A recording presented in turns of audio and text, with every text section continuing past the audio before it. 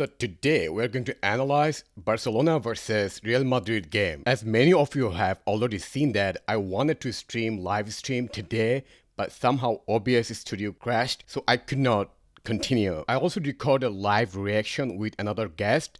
However, the quality was so bad that I could not upload. And he's from Let's Be Real podcast, another Real Madrid channel for podcast. I would encourage you guys to go and follow and subscribe to their channel. Link in the description. So let's look at first half. I felt both teams played good in first half. Like we were doing a lot of counter attack. Barca was also creating a couple of good chances. As usual, Barcelona was kind of pressing high, but we dealt pretty well. And defensively, some of our players really played good. Especially Militao was fantastic at first half. Especially at first half, Vinicius looked really sharp and he created a couple of good chances and ultimately scored our only goal at first half. This goal is very simple but beautiful goal. Again and again shows that how much improvement Vinicius is doing in our team. Like the composure in final third, again, insane. As you can see, my voice is already cracked because of the loud celebration. And I thought we were doing good before conceding one goal. And that first Barcelona goal is just from a luck. Like sometimes you don't create clear-cut chances but still get lucky.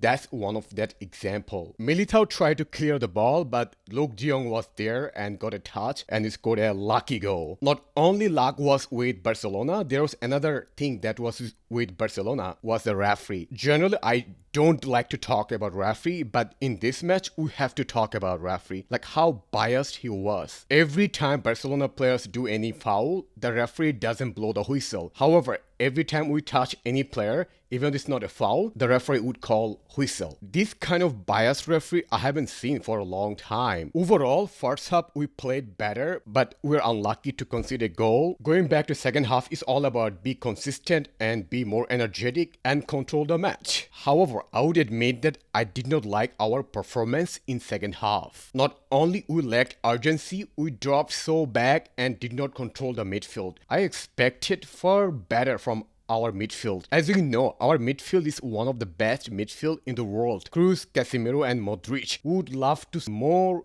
involvement with the ball, but unfortunately in second half we did not see that. As a result, Barcelona had most of the balls in second half and at times they looked dangerous. One of the best Barcelona player today was Dembele. Like every time he gets the ball, he caused some troubles in our right side. In second half, our pressing was also non-existent. However, despite not playing as good as we would like to see, Benzema scored our second goal. This goal should be goal at the first time he shot. It would be what a beautiful goal. But Carvajal was there to get the deflected ball and we got the goal eventually. Benz scored a goal. Now 2-1. All you have to do as usual, control the match, slow the tempo, and to be honest, we were doing well despite not controlling the match. And I thought this match could end 2-1 and we will win. That's it. But no, Ansu Fati scored in his comeback. If you look at the goal, two players around him was Casemiro and Militao, two of the tallest players in our squad. How do you let Fati score this type of goal? This again suggests that we are not doing pretty well in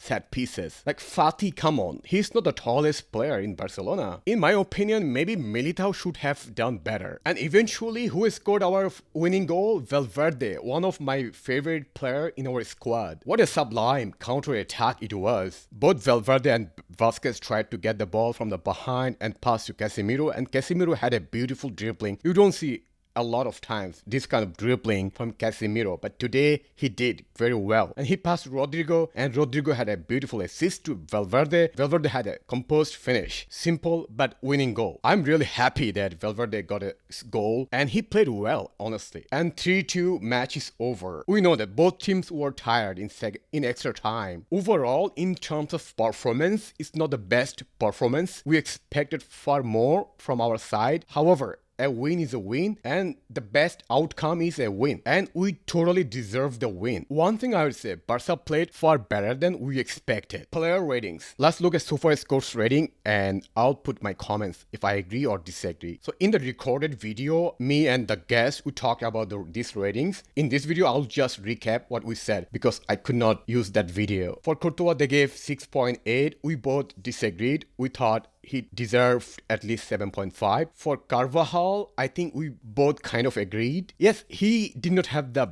best in terms of defensively because Dembele was causing a lot of problems, but he was involved in Benzema's goal. And which we both disagreed is Militao's rating. They gave 6.1. We thought he played much better than. Especially at first half, you see, his performance was almost sublime. We both gave Militao 7, even though he had poor marking in Ansu Fati's goal. For Nacho, they gave 6.6, which we both agreed. We felt that we missed Alaba and we were not defensively solid, and Nacho looked a little bit not comfortable or not confident. For Mendy, they gave 7. I think we both agreed with that, even though Mendy did not have the best game today. For Modric, they gave 6.9. I think we both agreed with that. At first half, he was more active, but we saw a little bit diminishing effect from Modric in second half. And for Casemiro, they gave 6.3, which we both disagreed. We thought Casemiro deserves at least 7, and he got one key pass in our third goal. For Toni Kroos, we agreed that 7.1 is fair enough. To be fair, we both expected a little bit more from KCM. For Vinicius, they gave 7.1. I thought Vinicius deserved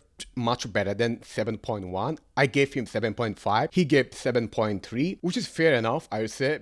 Even in second half, we have seen he was kind of subdued. It could be from tiredness or it could be from the marking, like dual marking from Barcelona. Like in second half, they marked him much better than first half. Whenever Vini gets the ball, at least 2 or 3 players would mark him. That's why we did not see the dazzling Vinicius like the one in first half. Overall, he deserves 7.5. For Benzema, they gave 8.4, and we both agreed that he deserved at least 8. Got a goal and got an assist. Definitely 8 is fair enough for him. For Asensio, they gave 6.8. We both disagreed. We thought he deserved a little bit less. The way he played, I thought, and he thought that he deserved 6.5 at best. Let's talk about Asensio's performance. Like, if you see our last game against Valencia, his performance was phenomenal, like fantastic. You can use all the adjectives. Though he didn't score a goal, but he was really active and created a lot of chances. However, today, again, he showed his inconsistent mode. We did not see much from Asensio. And to be fair, our right side was non-existent in first half when Asensio was there. When Rodrigo came in, we played much better in right side. We are not going to look at Barcelona's ratings, but one player we have to talk about is Dembele. He was really